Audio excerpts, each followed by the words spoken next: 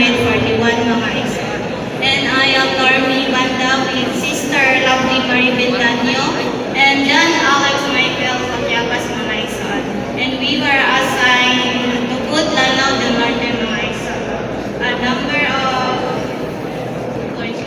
Number of baptized mga igsoon is 1, and then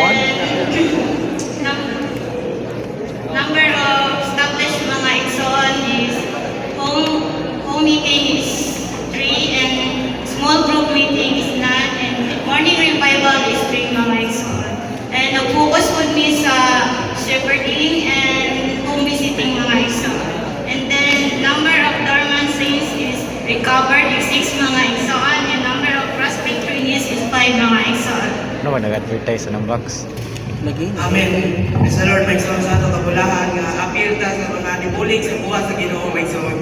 Makita gyud nato nga sa nagkalain atong lokal nga nasainan may son sa long propagation nagkalain mo mga kasinatian may son. Manikatibo positibo may son at sa Lord nga tanang butang ilalo gyud siya gamhanan kamot may son. Ano sa tuyo mamagi nato siya may son.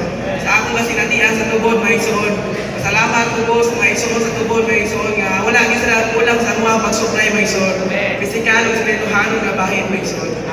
Gihatag sa among nasayna sa tubod mga igsoon mas gihatagan pagtagad ang mga pagatiman sa mga igsoon mga igsoon. Praise the Lord nga magkadasi kayo mga igsoon nga dugay nang wala ning tigom among gibisitahan dagko kay lagi si mga igsoon. Dapat tayo sa ka-brother nga perti kanya hilang mga igsoon nga amo siya nabisitaan mga igsoon sige siyang amo nga dasikon balik ang pamilya mga igsoon. Praise the Lord nga nahibaw-an na mo malibalik sa tigo may son. Praise the Lord nga ang Diyos makita nga ito nga padayon siya nagbuhat may son. Amen.